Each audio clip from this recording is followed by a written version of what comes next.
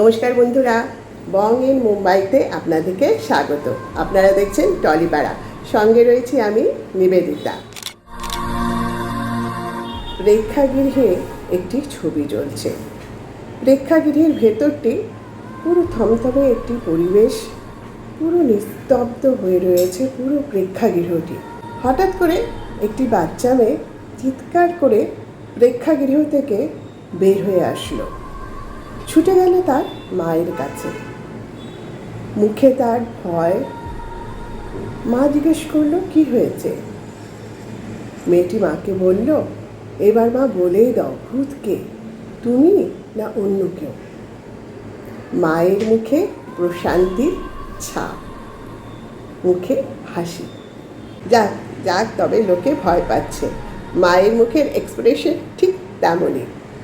পাশ থেকে একজন ভদ্রলোক বলে উঠলেন, যাক, তবে এর মানে আপনার ছবি হিট, লোকে এর মানে ভয় পাচ্ছে। ছবিটি হচ্ছে বাৎসরিক। আর যে মা ও মেয়ের গল্প আমি আপনাদেরকে বললাম, মা হচ্ছেন অনেক দিনের পরিচিত আমাদের সবার প্রিয় নায়িকা শতাব্দী রায়, আর ছোট্ট মেয়েটি হচ্ছে শতাব্দী রায়ের মেয়ে। অনেক দিন পর শতাব্দী রায় আবার ছবি করছেন। ছবিটি আপনারা দেখতে পারেন, বাৎসরিক ছবিটি নতুন জুন মাসে ছবিটি আপনারা দেখতে পারেন, রিলিজ হয়েছে।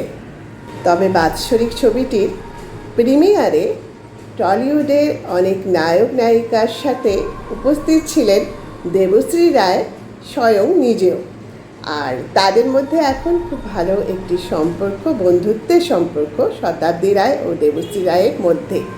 আগামীকালে হয়তো তাদের কোনো একসাথে ছবিও আমরা দেখতে পারি।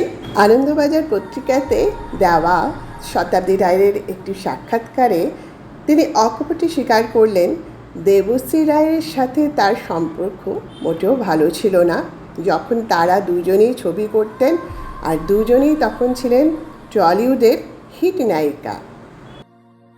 নায়িকা থাকাকালীন হঠাৎই অভিনয় থেকে সরে দাঁড়ান শতাব্দী রায়, কারণ অনেকেরই অজানা। অভিনয় ছেড়ে তিনি কখনো বা করেছেন রাজনীতিবিদ, কখনো আবার কবি। তবে ঘরে ফেরার জন্য মন কেমন করতই টলিউডের সেই লাল পান বিবির প্রত্যাবর্তন। আনন্দবাজার.com-এর সঙ্গে একান্ত আড্ডায় উঠে এলো পরিবার, ইন্ডাস্ট্রি, নায়কের সঙ্গে প্রেম, নায়িকাদের মনোমালিন্য থেকে বর্তমান ইন্ডাস্ট্রি সম্পর্কে নানান কথা। শতাব্দী রায়ের সফল কামব্যাক বাৎসরিক।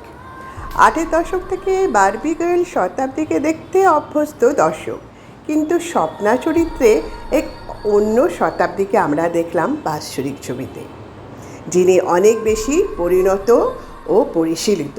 শতাব্দী সফল কবি ও অসাধারণ বাচিক শিল্পী, তেমনই একগুচ্ছ ছবি পরিচালনা করেছেন। সব মিলিয়ে শতাব্দীর এই অভিনয়ে ফেরা সার্থক, কারণ তার অভিনয়ে এখনও কিন্তু সেই চকচকে ঝকঝকে ব্যাপারটি রয়েছে, যা দর্শককে আকর্ষণ করে। শতাব্দীর সাথে রীতাভরির অভিনয় ক্ষমতাও কিন্তু অন্যদিকে চোখ ফেরাতে দেয়নি দর্শকদেরকে। রীতাভরির স্বামীর ভূমিকায় ঈশান মজুমদারও শ্রেষ্ঠ একটি চরিত্র হয়ে রইল এই ছবিতে। তাকে দেখে সত্যি আঁটকে উঠবে দর্শকদের মন, ভয়ে সবাই ছিটকে উঠবে তার ভূতের চরিত্র দেখে। কেমন লাগলো আজকের আমার এই টলিপাড়া? অতি অবশ্যই জানাবেন কমেন্ট বক্সে। চ্যানেলটিকে সাবস্ক্রাইব করে নেবেন, নোটিফিকেশন বেল অন করে নেবেন, আর কি করবেন, চ্যানেলটিকে শেয়ার করে নেবেন।